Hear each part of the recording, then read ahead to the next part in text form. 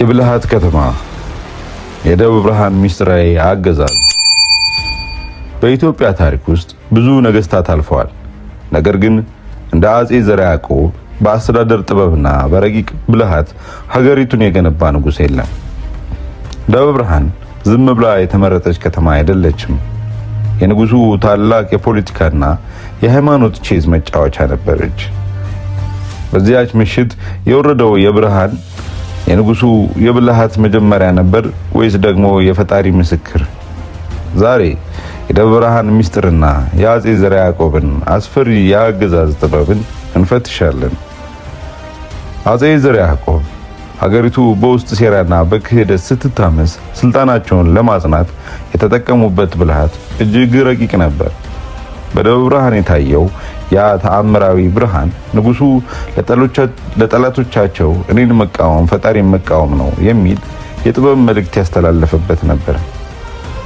በአስተዳደራዊ መንገዳቸው ውስጥ ጠላቶቻቸውን በኃይል ሳይሆን በድንጋጤና በግርማ ሞገስ እንዲበረከኩ ያደርጉ ነበር።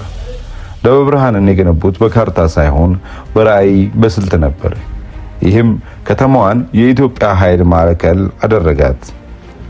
አጼ ዘርዓ ያዕቆብ በደብረ ብርሃን ሆነው መላዋን ኢትዮጵያን የሚቆጣጠሩበት ሚስጥራዊ የመረጃ መረብ ነበራቸው። ንጉሱ በቤተ መንግስታቸው ውስጥ ሆነው በሩቅ ግዛቶች የሚደረገውን እንቅስቃሴ የሚያውቁበት ብልጠት ለብዙዎች አስፈሪ ነበር። በደብረ ብርሃን የተቀመጡት 12 ዓመታት ሀገሪቱ በአንድ ማዕከል አስተዳደር ስር የጠፈሩበት ወቅት ነበር። ከሰማይ የወረደውን ብርሃን እንደ ዲፕሎማሲያዊ መሳሪያ በመጠቀም የውጭና የውስጥ ጠላቶቻቸውን እግርና እጅ በአንድነት አስረው እንዲገዙ ያስቻላቸው ያ አስደናቂ የንጉስ ብልጠት ነበር። ዛሬ በደብረ ብርሃን ላይ የምናየው ጥንካሬ ከ500 ዓመታት በፊት ንጉሱ የተከሉት ዘላቂ የጥበብ ውጤት ነው። አጼ ዘርዓ ያዕቆብ ደብረ ብርሃንን የመረጡበት በስትራቴጂያዊ ቦታዋና በበረከቷ ነበር። ንጉሱ ጽኑ ሕግጋትን ደንግገው የካህናትንና የጦር መሪዎችን ኃይል በአንድነት አቀናጅተው የሚመሩበት መንገድ ዛሬም ድረስ ለፖለቲካ መሪዎች ትልቅ ትምህርት ነው።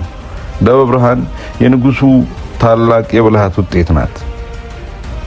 ደብረ ብርሃን የብልሃት ከተማና የግርማ ሞገስ አምባ። ታሪካችንም የብልሆችና የጀግኖች ታሪክ ነው። ይህንን ቪዲዮ በማጋራት ስለ አጼ ዘርዓ ያዕቆብ ድንቅ አስተዳደር ምስክር ይሁኑ። ተራኪው ጃን ነበርኩኝ። በዓለም ካርታ ላይ የመነሻዋን እውነት በደም ስር ይዛ ግርማ ሞገስ በተሞላበት ታሪኳ የቆመች ምድር አለች። ስሟ ኢትዮጵያ።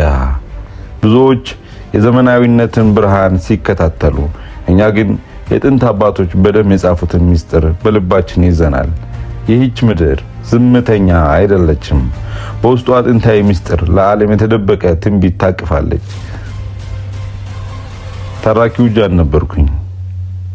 በሌላ እስከምንገናኝ መልካም ጊዜ